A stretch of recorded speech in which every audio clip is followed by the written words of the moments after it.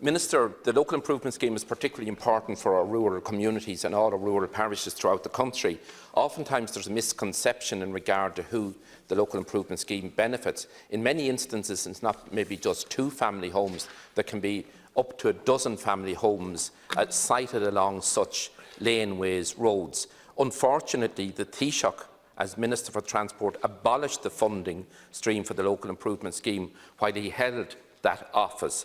Now, in the last few years, there is some funding, small-scale funding through the CLAR programme, but it's not near adequate. Minister, due to the importance of this particular scheme for rural communities, I would ask you to have a particular funding stream in 2020 for the local improvement scheme, as there was for decades in the past.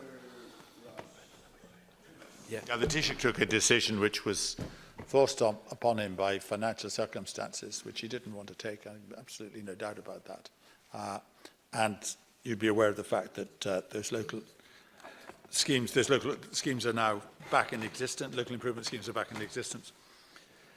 The maintenance of roads not taken in charge by local authorities is the responsibility of relevant landowners. However, Section 81 of the Local Government Act 2001 provides the statutory basis for the local improvement schemes.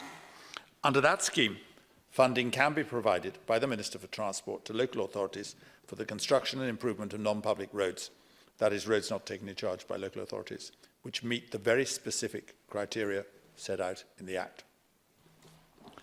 A contribution from the beneficiaries is required in all cases.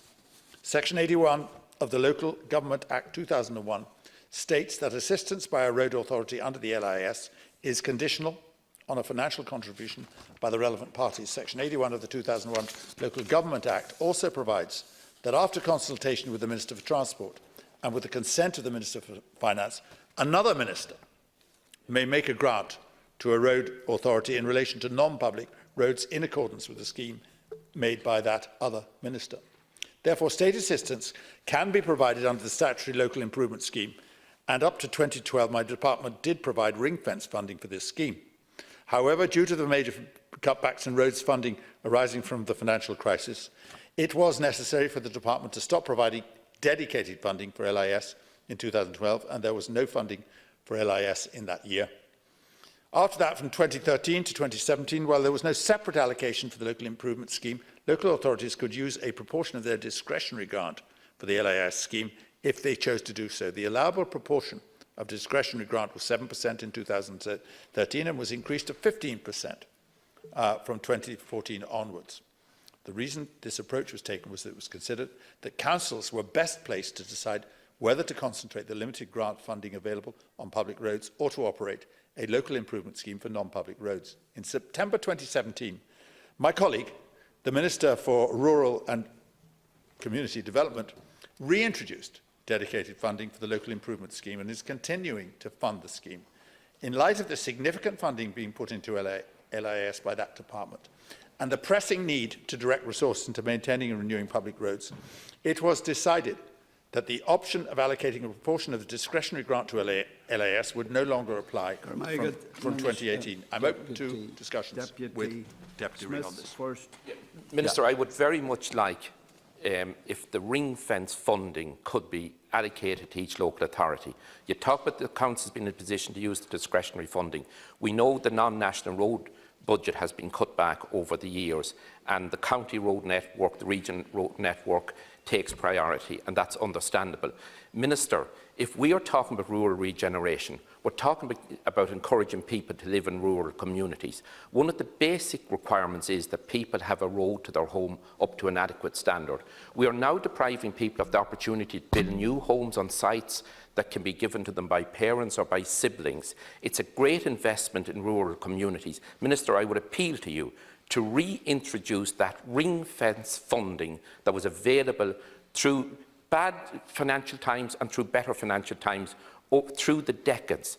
That funding was in place, and I would appeal to you to put it back in place again. It would benefit so many communities, so many individuals, and it's essential also for service providers and for people providing emergency services. And in many instances, these roads lead to community facilities and lead to tourist attractions as well. Thank you. Minister, 1 minute. Yeah, I understand what the Deputy is looking for. What I'd say is this. We probably have a situation which wasn't envisaged some years ago that it became the practice of another minister to do this. But I'm open to discussions with Minister Ring in relation to the LASs and how they are being implemented. I do have to be conscious of the fact that funding for public roads is still below the level needed to achieve steady state. And it's the case that close to 50 million has been allocated by the Department of Rural and Community Development to LAS since 2017. We do, as the Deputy will know, we are still funding CISs. But the fact that there are two ministers in a position to fund LISs probably would make it useful if we coordinated on this and two ministers weren't actually distributing money in this way. And what it has done, it's of no comfort to the Deputy here, but the intervention of Minister Ring has, of course, released funds for public roads, my department, which public roads are benefiting from. Minister, I would very much welcome the funding, no matter what department it comes from, but we need a multiple of what's been allocated at present. In my own county, Cavan, there's a 10-year waiting list. In my neighbouring county of Monaghan, there's an 8-year waiting list. There are people living along laneways and roads where emergency services will not be able to access those homes in the case of emergencies happening. So, Minister, I would appeal to you to ensure that there's a multiple in funding provided in 2020 for what there has been provided over the past few years. Minister's final response, please. Yeah,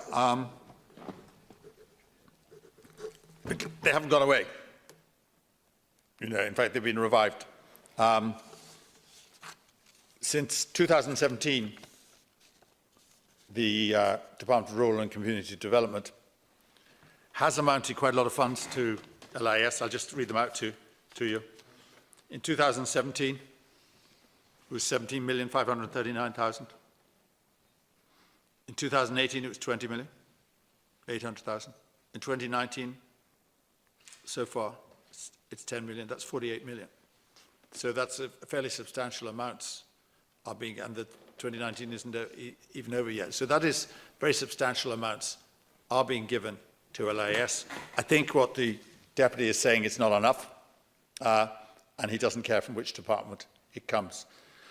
I don't particularly care from which department it comes either, actually, I must say, and I think it's a worthy scheme, and I understand what the Deputy is saying, but it would be wrong to suggest or to conclude from what he's saying that somehow these have been abolished. They haven't been, as you know, distributed by my department, but they have been distributed by another department. And what I reiterate is this, Minister, that we do have an anomaly here. I'm very happy, and I will promise to talk to Minister Ring about these and to see that there's a coordinated, Deputy Brendan Smith, we're running out of time. approach to this. It's not been a good day.